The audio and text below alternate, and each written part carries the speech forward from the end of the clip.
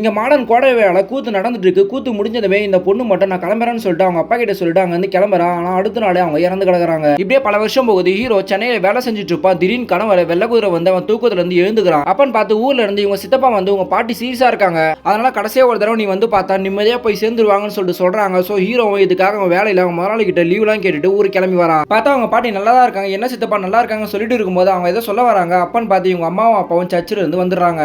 அப்ப இவங்க ஃப்ரெண்டுங்க 2 பேர் வந்து சொடல மாடசாமிக்கு திருவிழா நடத்துறோம். அது உங்க இடத்துல தான் நடத்துறோம். ஆனா உங்க அப்பா செஞ்ச வேலையில இப்படி ஆடிச்சுன்னு சொல்லிட்டு இருக்காங்க. பட் இதெல்லாம் கேட்ட அவங்க அம்மா சண்டை போட்டு அவங்க 2 பேரும் அனுப்பிடுறாங்க. ஆனா நைட் அவங்க பாட்டி அந்த கூத்துக்காரி மாதவி இறந்து போனதுல இருந்து இந்த குள திருவிழா நடக்கவே இல்லை. சோ நீ தான் இப்படியாச்சும் நடத்தி வைக்கணும். இதுதான் என்னோட கடைசி ஆசைன்னு சொல்லிட்டு ஃபீல் பண்றாங்க. இவனு சித்தப்பா அவங்க இடத்துக்கு போயிட்டு பாக்குறாங்க. பார்த்தா வழக்கம்பீலாம் போட்டு லாக் பண்ணி வச்சிருக்கோம். ஆக்சுவலி இவங்க அப்பா தான் ஒரு தடவை இந்த இடத்த அடமானம் வச்சிருப்பாரு. சோ காசை கொடுத்துட்டு அந்த இடத்த திருப்பி தரணும்னு சொல்லிட்டு அவங்க இன்னொரு சித்தப்பாவையும் கூட்டிட்டு போறாங்க. ஆனா அவங்க அப்பா வாங்கின வட்டிக்கு இந்த இடம் சரியா போச்சுன்னு சொல்லிடுறாரு. இந்த விஷயத்தை அவங்க அப்பா கிட்ட சொல்லி பஞ்சாயத்து கூட்டி பேச ஆரம்பிக்கிறாங்க. ஆனா அவன் வேற இடத்துல வேணா திருவா வச்சுக்கோ, என்னோட இடத்துல வச்சுக்க கூடாதுன்னு சொல்லிட்டு சண்டை போட ஆரம்பிச்சிடறான். இந்த சண்டையில பெரியாள் கூட இருக்க ஒருத்தனை ஹீரோ குத்தி போட்டு தள்ளிடுறான். அதனால ஹீரோ அரெஸ்ட் பண்ணிடுறாங்க. அப்ப சித்தப்பா பார்க்க வராரு. அப்ப இவனை பார்த்ததுமே எதுக்கு சித்தப்பா அவனை குத்தனீங்கன்னு சொல்லிட்டு கேட்கறா. இவரும் அழுதுகிட்டே உண்மையை சொல்றாரு. ஆக்சுவலா கொஞ்சம் வருஷத்துக்கு முன்னாடி இவன் நடந்து வரும்போது தண்ணி இல்லாம கீழே விழுந்துருவாரு. அப்ப மாதவி தான் வந்து ஹெல்ப் பண்ணுவாங்க. அன்னில இருந்தே மாதவியை ரொம்பவும் பிடிச்சி லவ் பண்ண ஆரம்பிச்சிடாரு. ஆனா இவங்க திருநாங்கன்னு தெரிஞ்சுமே ஏன் இவனை லவ் பண்றீங்கன்னு சொல்லிட்டு கேட்கறாங்க. அதெல்லாம் எனக்கு தெரியாது, நான் ரொம்பவும் உன்னை சின்சியரா லவ் பண்றேன்னு சொல்லிட்டு ஃபீல் பண்ணி சொல்றாரு. சோ இவங்க அவங்க லவ் புரிஞ்சுக்கிட்டு லவ் பண்ண ஆரம்பிக்கிறாங்க.